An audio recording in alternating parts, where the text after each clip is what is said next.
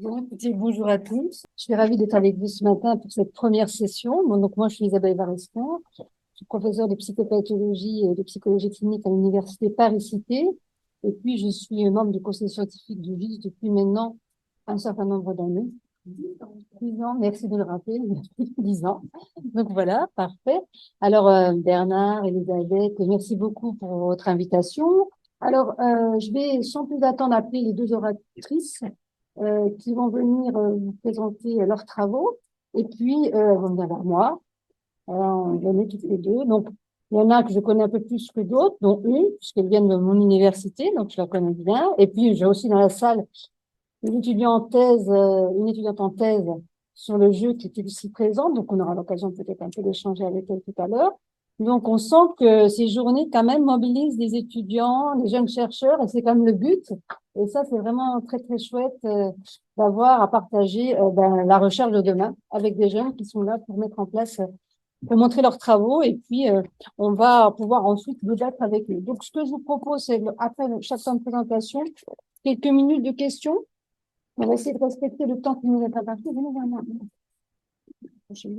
Alors, on va commencer ce matin par accueillir Anna Fondisch, qui est docteur en sciences du langage. Alors, j'ai pas googlisé, hein, je vous promets. En fait, j'ai aucun mérite. C'est Boris qui a tout fait, qui m'a donné le document. Donc, franchement, merci Boris. Donc, je vais autant le dire et puis le remercier sincèrement. Qui est docteur en sciences du langage. Et donc, elle a réalisé sous la direction de Xavier Laurent Salvador un travail de thèse de doctorat en littérature comparée intitulé Femmes et jeux, éclairage historique et littéraire d'un stéréotype culturel axé autour de la notion de chance. La thèse a été soutenue très récemment, si je ne me trompe pas, à peu près un mois, à l'université Sorbonne Paris-Nord. Et puis aujourd'hui, elle va nous présenter une synthèse de ses travaux, puisque maintenant, elle est docteure. Elle est jeune docteure, d'ailleurs, on peut la féliciter. C'est tout en passant, parce que c'est quand même pas rien de soutenir sa thèse, donc félicitations. Et puis, la thématique, je trouve extrêmement intéressante, parce que, à ma connaissance, je suis pas une spécialiste du domaine, mais femmes et jeux, on n'a quand même pas beaucoup de travaux. Je pense sous couvert de personnes plus compétentes que moi dans ce domaine, il y a assez peu de choses, donc c'est parfait. Donc, je vais vous donner la parole, et puis ensuite, donc vous avez à peu près, on va dire, 20 minutes de présentation. Comment vous avez prévu combien? Oui, entre 20 et 25. Oui, entre 20 et 25, il n'y a pas de souci. On vous écoute. Merci beaucoup. Est-ce que je peux mettre le visuel en... Alors, bonjour d'abord, et merci à toutes les personnes qui ont permis l'organisation de cette journée, en particulier Bernard Franco, Elisabeth Belma, Boris Noyer, et puis bien évidemment tous les membres du GIS Jeux et Société. J'ai eu le plaisir de présenter mon travail il y a 5 ans, alors que je débutais tout juste mes recherches, et j'ai le plaisir de vous présenter de nouveau mon travail aujourd'hui. Il est un peu plus abouti, j'espère. Euh, donc voilà, j'espère que ma voix est audible. Elle est un peu cassée, j'en suis un peu désolée, mais voilà, je vais faire mon possible pour que ça reste audible.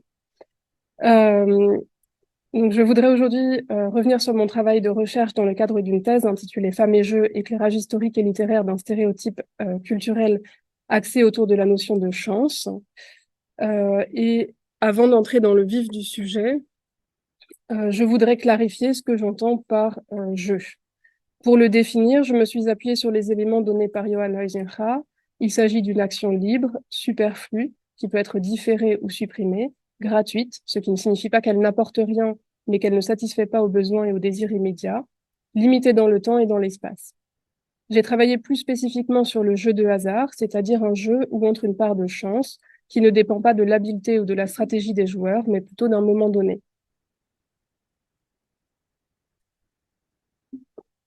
Mon exposé présentera d'abord quelques enjeux méthodologiques ainsi que les questions liées à l'élaboration de mon corpus, avant de revenir un peu plus précisément sur mon travail de thèse.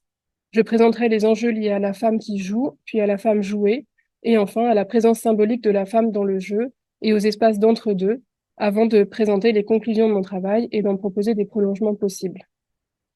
Mon travail s'inscrit dans une démarche de littérature comparée. Euh, La littérature comparée permet un élargissement de l'horizon textuel. Elle apparaît comme une façon de considérer la littérature de la manière la plus large possible et de renouer avec un certain humanisme. Elle permet aussi une grande liberté puisqu'elle n'a de frontières que les limites de notre curiosité et de nos possibilités individuelles. Comme le remarque Yves Chevrel tout au début de son ouvrage La littérature comparée, est-ce que ça marche? Oui.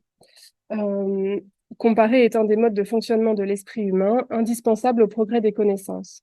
Dans le cadre de mon travail, la comparaison est ce qui permet de dégager à la fois des motifs récurrents, des ressorts identiques et des visions spécifiques, des positions particulières à certaines situations de la femme dans l'économie du jeu, et plus spécifiquement du jeu de hasard.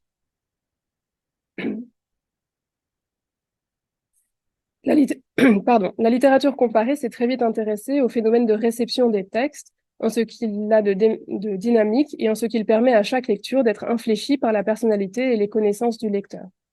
Je pense ici notamment aux théories de Wolfgang Iser de l'école de Constance, pour qui le sens n'est pas directement donné par le texte, mais est le fruit d'un acte de construction qui a lieu entre le texte et son lecteur. Partant de cette idée, le travail que je propose d'exposer aujourd'hui constitue lui aussi une lecture possible des œuvres de mon corpus, lecture que j'ai voulu la plus ouverte possible, mais qui dénote aussi d'une certaine subjectivité.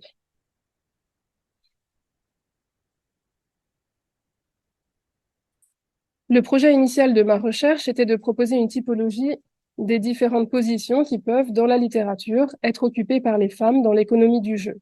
Il s'agissait de poser les bases d'une recherche exploratoire, puisque c'est un sujet qui n'avait jusqu'à présent pas fait l'objet de recherche en France et pour lequel il n'existait pas encore de corpus.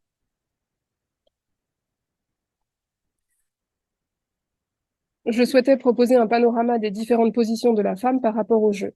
Cependant, il m'était également nécessaire de pouvoir mettre en regard des positions qui me semblaient proches ou équivalentes, afin d'en dégager les motifs les plus prégnants.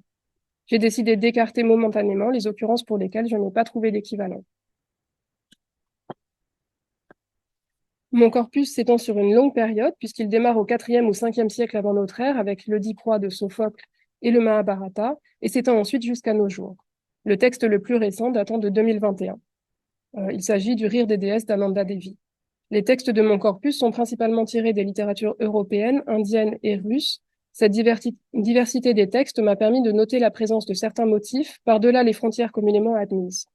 Il ne s'agit cependant à aucun moment d'inférer des influences ou des transpositions d'une culture vers une autre, mais plutôt de considérer ces textes comme autant de manifestations d'un questionnement similaire ou proche. J'ai construit ma thèse autour de 3 grandes parties. La femme active, le plus souvent la femme qui joue, et dans le cadre de ma thèse plus spécifiquement, la femme qui est joueuse pathologique, c'est-à-dire qui joue de manière excessive. Dans une seconde partie, la femme passive, qui bien souvent ne joue pas et qui est considérée comme l'enjeu de la partie.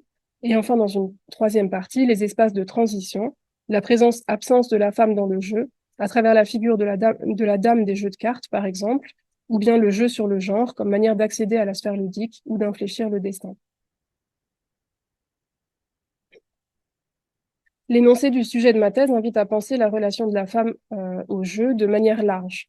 Il était tout à fait important, de mon point de vue, de ne pas travailler sur la joueuse de manière exclusive. C'est ce qui a donné lieu à cette séparation entre la femme active, celle qui joue ou qui intervient dans la sphère ludique, et la femme passive, qui en principe ne joue pas. La première partie a été rédigée en réaction au retour de l'ANR sur mon projet de thèse. On avait alors attiré mon attention sur le fait que mon sujet risquait de pousser les femmes au jeu, ce qui, bien sûr, aurait été amoral et ne pouvait pas faire l'objet d'un financement par l'État. Il aurait fallu axer davantage mon travail autour de la question du jeu pathologique et peut-être de sa prévention. Cette remarque m'a d'abord paru tout à fait incongrue. Je travaille sur une matière littéraire, quel lien pouvais-je faire avec les questions d'addiction? Mais je me suis donc penchée sur les textes relevant d'un autre champ d'étude, la psychologie clinique. Cela a soulevé une nouvelle interrogation. Comment parler d'addiction lorsque le mot n'est pas employé par l'auteur dans un texte littéraire? Une autre question sous-jacente était de savoir si l'auteur, de manière plus ou moins consciente, mais toujours non exprimée, parvient à rendre compte dans la peinture qu'il fait de son personnage de certaines caractéristiques qui seraient aujourd'hui associées au jeu pathologique. Il s'agissait donc de comparer des critères issus de la psychologie clinique au texte pour voir s'il pouvait y avoir des correspondances avec les représentations littéraires des personnages. L'étude de 4 textes, Le joueur de Dostoïevski, La rabouilleuse de Balzac, Hors d'atteinte d'Emmanuel Carrère et L'accident de soi de Jeanne Orient, paraît aller dans ce sens.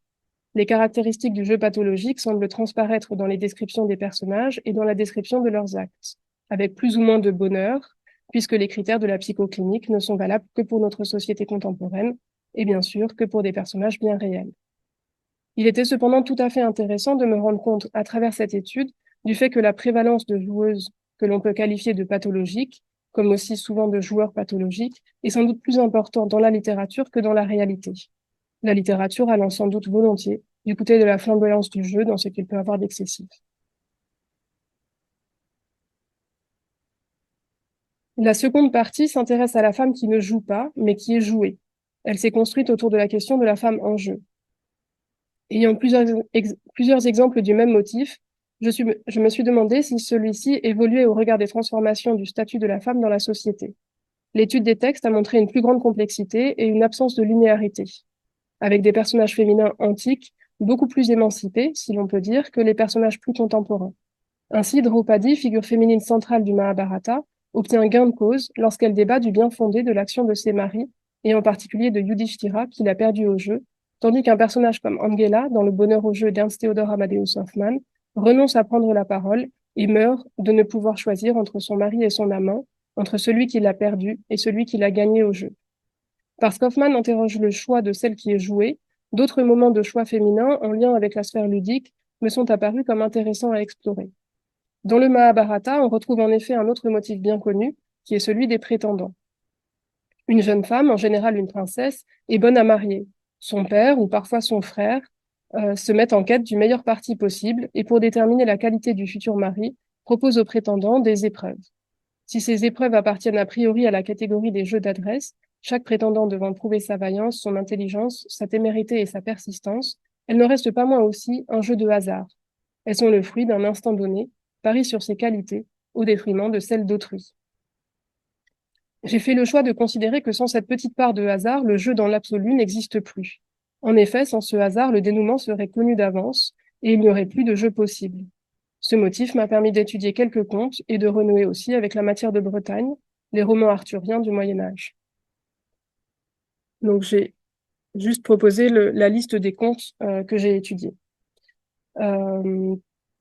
Avec en gras les personnages principaux pour chacun des contes. Explorer ce motif m'a permis de mettre en évidence deux éléments qui me semblent tout à fait importants. Le premier est le fait que le rôle de la femme est bien plus complexe qu'il n'y paraît. La joueuse active perd sa liberté lorsqu'elle est ludopathe, tandis que la femme jouée est parfois au contraire en mesure de s'affirmer à travers cet épisode d'apparente réification. Le second élément porte sur le lien entre le jeu de hasard et le sacré. Avec l'introduction de la matière de Bretagne, c'est dégager l'idée que l'issue du jeu de hasard relève aussi bien souvent du domaine du sacré, avec cependant une part de croyance qui varie d'un texte à un autre. Donc, j'espère, je suis pas sûre que ce soit tout à fait lisible, mais j'ai voulu montrer dans ce tableau, en fait, j'ai classé les textes qui appartiennent donc à des récits. Enfin, ce sont des récits de chevaliers, c'est pas uniquement des textes issus de la matière de Bretagne. Mais ça permettait de voir que on peut aller d'un droit qu'on peut dire séculier, avec le personnage du roi Arthur qui rend la justice dans Le Chevalier au lion de Chrétien de Troyes, à une justice qui devient complètement divine, avec la mort de Bois-Guilbert dans Ivanhoe de Walter Scott, où cette mort est donnée comme en fait une mort pratiquement divine. Enfin, c'est la main de Dieu qui punit le méchant en quelque sorte. Voilà. Enfin, il me semblait qu'il existait des espaces intermédiaires entre la femme joueuse et la femme jouée, et que la présence féminine dans le jeu ne se limitait pas au clivage actif-passif. Je me suis interrogée sur les espaces du jeu, ce qui rend le jeu possible ou non. Pardon. Voilà.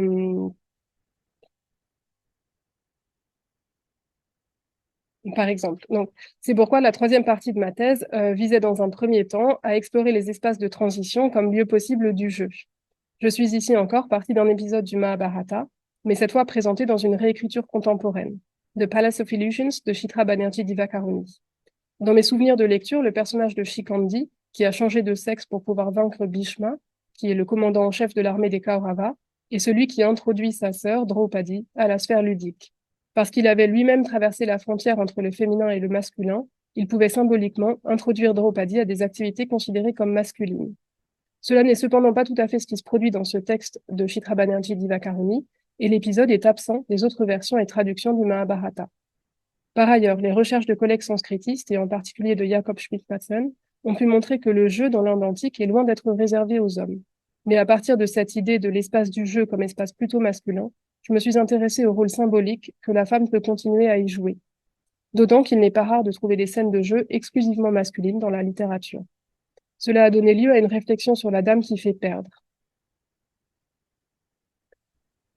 À partir notamment de la nouvelle incontournable de Pouchkine, La Dame de Pique, à laquelle se sont ensuite ajoutés d'autres textes. Le bonheur au jeu de Hoffmann, envisagé ici sous un autre angle, Stoss, une nouvelle inachevée de Mikhail Lermontov, et enfin L'assassinat de la Dame de Pique de Julien Campredon. Autant de textes qui invitent à établir un lien entre le féminin, le jeu et la mort. La présence féminine dans le jeu ne se limite pourtant pas à ce rôle négatif. La femme apparaît également comme intermédiaire de la fortune, et celle-ci est représentée allégoriquement par un personnage féminin dans les différentes cultures que nous avions explorées jusqu'à présent, que ce soit Tuké chez les Grecs, Fortuna chez les Latins puis en Europe, ou encore Lakshmi en Inde. Enfin, je me suis intéressée à la relation singulière entre le troisième genre et la chance en Inde. Dans un essai publié en 2020, Arundhati Roy revient sur son second roman, The Ministry of Utmost Happiness. Elle y évoque aussi le lien entre la communauté Hijra, le troisième genre en Inde, et la chance. Ce qui est à mettre en parallèle avec la féminité de l'image de Fortuna, et qu'il me semblait donc pertinent d'étudier. Les Hijras sont en effet considérés en Inde comme des vecteurs de chance et de malchance. Il leur est attribué le pouvoir de changer les destinées individuelles par leur bénédiction ou leur malédiction. Je me suis donc intéressée à 6 textes dont certains des personnages les plus centraux appartiennent à la communauté Hijra. J'ai pu constater que l'on trouve dans la plupart de ces textes le récit fondateur de la communauté Hijra, qui est un récit apocryphe du Ramayana, qui avec le Mahabharata sont les deux épopées les plus importantes de l'hindouisme. Ce récit met directement en lien la création de la communauté Hijra et la capacité qui leur est attribuée de pouvoir transformer le destin des hommes et leur apporter la chance, qu'elle soit bonne ou mauvaise. Donc, j'ai remis ici la liste des textes que j'ai étudiés. Il y en a 5. Il doit m'en manquer un. Oui, il me manque Ananda Devi.